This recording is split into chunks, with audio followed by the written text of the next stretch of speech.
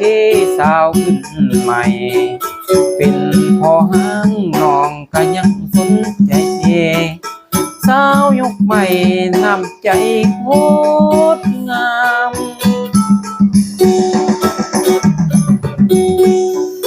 น้องก็พูดว่าอายนี่คนธรรมดาอายนี่นาเป็นพ่อห่างต้อยต่ำเลี้ยงลูกสองคนทนลำบากเท่าคำย่านงามคำเป็นทุกข์ละกำน้ำใจสบายดีโอ้ย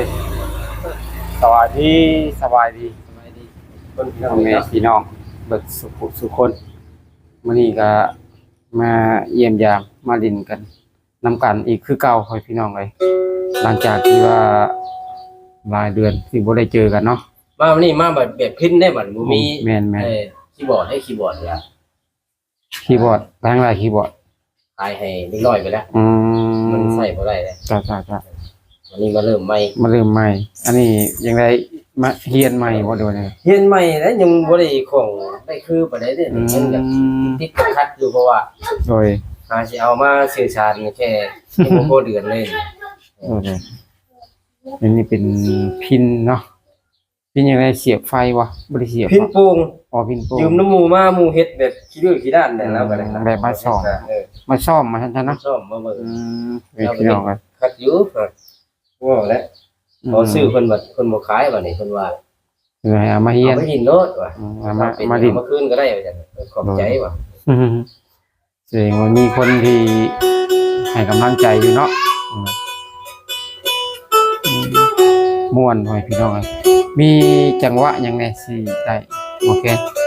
หมอพินเนาะจังหวะนี่แหละผู้สาวฮอบ2ฮอบ4บ่ติดเพราะว่าอันนี้มันเป็นเสียงสดเนาะเป็นเสียงสดน่าสิบ่ติดมึงเนาะดีสิบ่ติดก็เป็นเสียงสดเสียงแบบเฮาดีดเองเด้เนาะจังได๋สิทักทายทาง FC หรือว่าทักทายพ่อแม่พี่น้องแล้วก็ยาวบ่ยาวให้เพิ่นฟังบ่ทักทายครับทั้ง FC ทุกท่านพี่น้องเนาะที่เป็นที่ไกลๆเนาะโดยที่ติดตามรับชมอยู่ให้พี่น้องตอนนี้ก็ยังมีอยู่2คนคือเก่าให้พี่น้องบ่ได้เนาะมี2คนคือเก่ามื้อแรงก็สิไปเป่าแคนนี่ไปเป่าแคนทางใดบาดนี่มันน้อยเขาโทรมาเลยโอ้มีงานบ่มีงานงานเลี้ยงหมอผีหมอมะเร็งเริ่มแต่มะเร็งแล้วมือแล้วมือก็มืออีกผมแก้มโค้งออกโค้งเข้าโดยไปจากคนเนาะ2คนกับอ้ายคือเก่าพี่เป็นกำลังใจให้เด้อเนาะขอให้สู้ๆเนาะดูว่าสำเร็จแต่ละปีก็ไปเนาะงานนี่เนาะไปปีนี้เขาออกน้ำปีนี่โดยออกน้ำยังเหลือ7คนบ่คนที่เลี้ยงหมอพี่หมอนี่ว่าใช่น้ำไปน้ำจะเขามีอย่างแนวกันหมดโดยบางคนก็ยังถือเนาะถืออยู่นี่อันนี้ก็ถือมาตั้งแต่หลายปีเนาะรุ่นแต่ปู่ย่าตายายแต่ทวดเนาะพวกนี้เนาะถือมาเนาะถึงมาฮอดปัจจุบันพี่น้องเป็นยังไงงานการตอนนี้เป็นยังไงครับหมอพินว่างานการที่จะไปทำไปสั่งเป็นยังไงเนาะเดี๋ยวนี้งานการคือว่าอื่นก็ว่าสิที่น่ะคิดว่าสิลองไปหาขายถุงพวงอยู่มือนะมันค่าอะไรก็ยากมีเพราะว่ามีงานตัวนี้มาเนาะโดยมีงานมาทำก็เลยหยุดไปงานตัวนี้ก่อนเนาะโดยจ้าไปพอสิได้เป็นไรหรอกว่าจันเลยค่ารถค่าล่างค่าเงินค่าทุนนี่ประมาณนี้วะค่าทุนกลุ่มพวงขายมันได้อยู่เวลาทุนนั่นโดยบ่จะได้กำไรเฮาน่ะมันยากกันตกมาฮอดกำไรเดือแต่ส่วนใหญ่ก็สิเดือกำไรประมาณนี้วะเดือกำไร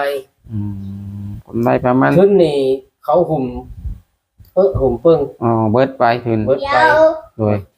พอมาฮอดกำไรเฮาบาดนี่ อืดได้ป่ะนี่ แล้วบาดนี้ไปใช้กันชื่อไปใช้กันชื่อยากแล้วบาดนี้ ด้วยแล้ว ไปเอามาก็ช่วยขึ้นแล้วบาดนี้อาการฮ้อนขึ้นแล้ว อันนี้ก็มา อย่างก็เรื่องการค้าขายเนาะสมมติว่าทุนเฮาลงไปส่ำใดบ่เคนบ่คินทางใด บ่ ส่ำ แม่ ใด นก้อยนี่งบแค่400,000 โอ้มึงแพ้4แสนถ้าว่าอันลูกค้าน่ะซื้อไล่แต่ทุนประมาณ4แสนนี่สิขายง่ายแม่นบ่ ขายง่าย เอ่อ ขาย เจ้า ง่ายอยู่ถึง เจ้าก็ต้องลดลงบัดนี้ลดหมายถึงว่าจากที่เฮาสิเคยซื้อ คันว่า 4แส รถ น ก็ซองมากกับเขาเอาบ่หลาย เอาอันเดียว โดย แล้วคนก็มาโตอันเดียวก็ลุดให้ลุดน่ะ อืม ลุดแล้วมันเอาบ่หลายมันบัดทุกครั้งบัด โดย บ่แม่นว่า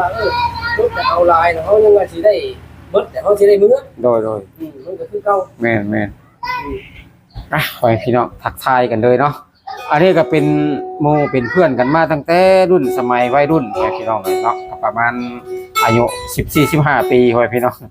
ก็เป็นหมู่กันมาเรือว่าเป็นเพื่อนกันไปหาดินหาม่วนน้ำกันตลอดให้พี่น้องเลยมื้อนี้ก็สิมีเพลงมาฝาก FC เลยเนาะโอเคเนาะ ก็สิได้เอาเพลงสาวฮอบซองพ่อพี่น้องเลยก็สิลองเปิดเบิ่งเนาะว่ามันเป็นจังได๋พ่อพี่น้องให้ FC รับฟังหรือว่าให้เป็นกำลังใจให้แน่พ่อพี่น้องเนาะหรือว่าจังที่เฮามาคุยกันนี่ก็สิมอบเสียงเพลงเสียงรำหรือว่าความสนุกสนานให้ FC เนาะได้รับฟังกันเนาะโอเคเนาะโอเคพ่อพี่น้องยาวเลยเนาะ ยาวอ่ะ ยาวเลยพ่อพี่น้อง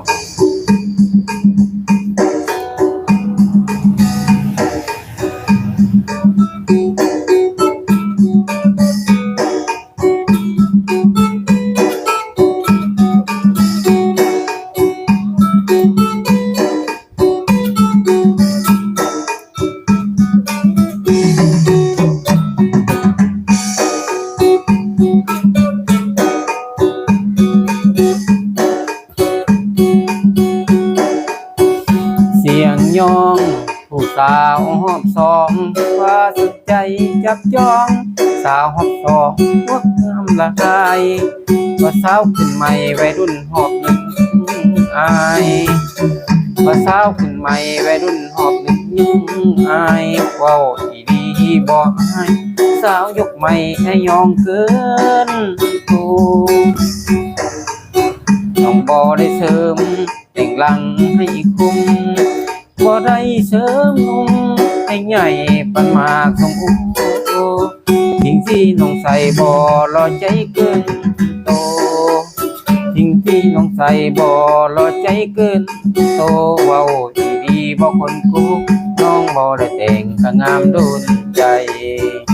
น้องสวยน้องงามขนาดคุณไม่ลอยขาดจะเกาะถ้าขาดว่าไปอยากมาเป็นคู่อยู่กับน้องจริงหรือได้อยากมาเป็นคู่อยู่กับน้องจริงหรือได้เฝ้ามาแต่งไว้สาวยกไม่ดูมีผู้สาวหอบสองน้องเคยมีผัวผ่านมาเคยมีครอบครัวปะผัวมาหลายปียังทรงคุณค่าอยู่ในสายตาไอ้เว้าดียังทรงคุณค่าอยู่ในสายตาไอ้เว้าดีถ้าไอ้บ่ตีต้องจะยินดีจะแต่งงานน้องสวยน้องงามขนาดหุ่นได้ลอยขาดจะขอเป็นทาสว่าไปอยากมากินคู่อยู่กับน้องจริงหรือได้อยากมากินคู่อยู่กับน้องจริงหรือได้เฝ้ามาแต่งไว้สาวยกไม่ลูกมีสาวหอบสองน้องเคยมีผัวกันมาเคยมีครอบครัวปะตัวมาหลายปียังทรงคุณค่าอยู่ในสายตาไอ้เว้าดียังทรงคุณค่าอยู่ในสายตาไอ้เว้าดีถ้าไอ้บ่ตีน้องจะยินดีจะแต่งงาน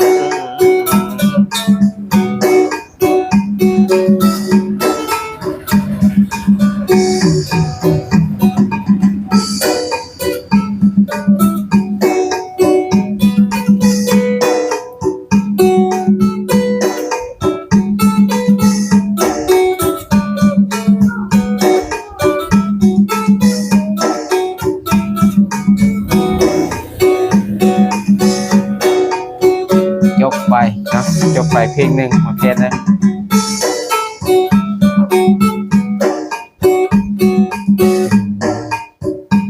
โอเค โอ้ยโอ้ยพี่น้องเลยเนาะ พ่อแม่พี่น้องเลย มันบ่คือปานใดเด้ แม่น บ่จันนี่เพราะว่าโอ้ยมันก็ชาเทียนเนาะ แม่น มาสิดินพี่น้องเอ้ย มันก็ไป มัน คนละอัน ของค่า แม่น มันบ่คือปานใดพี่น้อง บ่ เนาะ เป็นหยัง ขอใครทั้งพี่ทั้งเนาะ โดย ไปได้ชำนั้นชำนี้ก็ดีได้บ่จันได้ แม่น หาสิจับแค่2อาทิตย์นี่ โดยถือว่าเก่งอยู่เนาะ 2 อาทิตย์ได้ เพราะ ซ้ำนี่ ว่าเคยสัมผัสมากับพวกไอ้เคนพวกอย่าง พวกแคนพวกคีย์บอร์ดสบายเนาะแต่นี่พินอาจจะเป็นครั้งแรกแมันบ่ ครั้งแรกมันโอ้เชียง ก่อนหน้านี่ก็บ่เคยดิ้นเลยบ่ บ่เคยได้เลย ก่อนหน้านี้ก็แต่กระจายมักเนาะใจมักนำก็เลยติดไว้พร้อมคือว่าแหละมันมีน้ำหัวใจเฮาพร้อมมัก เท่าที่ว่ามานี่ก็อุปกรณ์ที่ว่าที่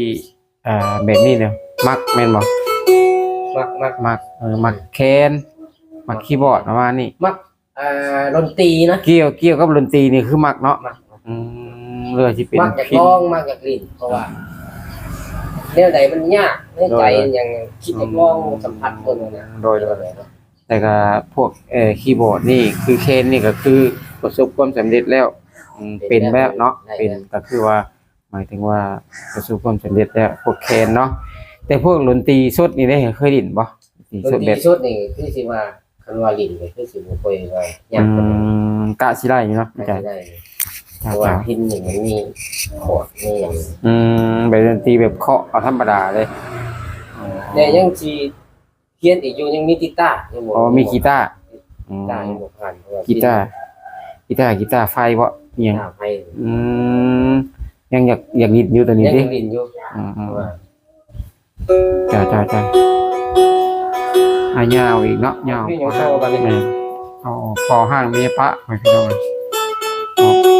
เอาเมืองซื่นให้ทาง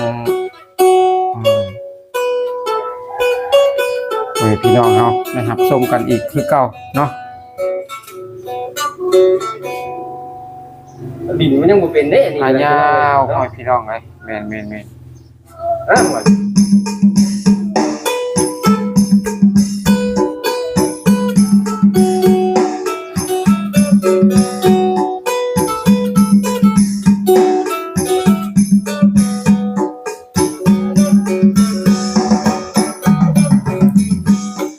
มีอายปะน้องสาเมามักใจเจ้าเด้สาวขึ้นใหม่ เป็นพอห้างน้องก็ยังสนใจเดสาวยกใหม่นำใจโคตรงาม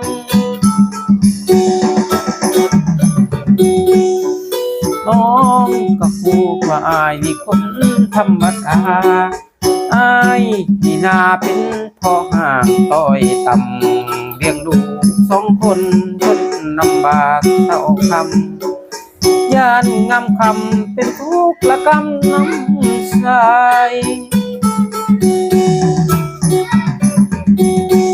เอาว่าตัวน้องของงามคือเมียเก่าของอายแม่นบ่ของอายแม่นบ่นวลหนาวอย่าเว้าที่นางน้องอย่าปากหวานสงสารพอห้างน้อยเน่เถิดนะได้กับน้องอายสิขอสัญญามาน้องมาถ้าน้องจริงคือเว้าถ้าน้องเห็นดีแต่งงานเลยสองเฮาเรื่องเมียเก่าน้องอย่าได้น้อยใจลูกหญิงชายให้น้องมาเลี้ยงซอย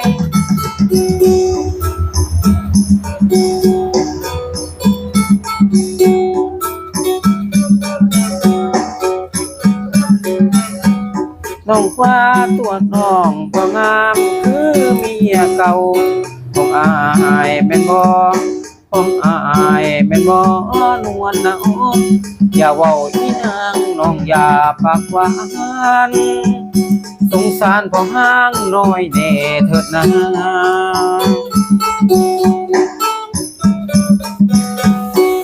ได้กับน้องอายสิขอสัญญามาน้องมาถ้าน้องจริงถึงเว้าถ้าดองเห็นดีแต่งงานเลยสองเอาเรื่องเมียเก่าน้องอย่าใจน้อยใจลูกยิงชายให้น้องมาเลี้ยงซอย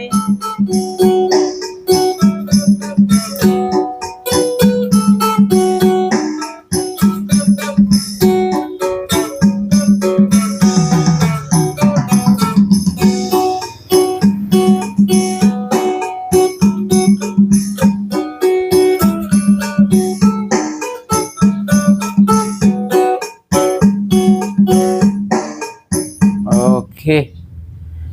พี่น้องเป็นจังไรเนาะโอ้ยตายมือสมัครดิ โดยมือสมัครลิ้นแล้วก็คนสมัครบ่คือ มักร้องคือกันเนาะ คือหน้าคือในคือไหนว่าจะ โดย เป็นที่ของที่คือ แม่นไหมมื้อนี้ก็อาจสิติดขัดของเนาะบ่ว่าได้เป็น เออ มือฟินหรือว่าสิเป็นคนที่ร้องครับพี่น้องมันก็สิบ่นั่นบ่ได้เพราะเฮาบ่ได้ชอบเนาะ เออ มีอยู่จับมาใช้รถ ว่าบ่แม่นขี้เจ้าเลยนี่ขี้ของเจ้ามันสูงกว่านี้ โดย เพราะว่ามันเข่งบ่ได้เข่ง เก่งบ่ได้บ่ มันขาด เสียงข่อยมันสิสูงกว่านี้หน่อยนึงเนาะ เสียง สิสูง เสียง โอเคเนาะก็สำนี้ก็ถือว่ายังบ่ผ่านก็ขอโทษขออภัยหลายๆเนาะจะให้ทั้ง FC ของเฮาถ้าม่วนหรือว่าบ่ม่วนก็ให้มินเข้ามาเนี่ยเนาะให้มีกำลังใจ มีกำลังใจนี่เด้อพ่อพี่น้องว่าสิไปต่อไล่บ่เนาะ เป็นยังไงอาจารย์วันนี้มาฮอดนี้แล้วก็เป็นยังไง ก็สิไล่ลำลาเพิ่นเนาะลำลา FC ทุกคนที่ติดตามรับชมอยู่ไปหมอแคนป่ะลำลาทั้ง FC เบิดทุกคนชั่วโมงสมอเลยเนาะเจ้า ข้างในก็สิมาอันหลอกมาหยัง โดย ฟังอีก เจ้าก็สิยาวหมอลำต่อไปเนาะโอเค ขอคำว่า สบายดี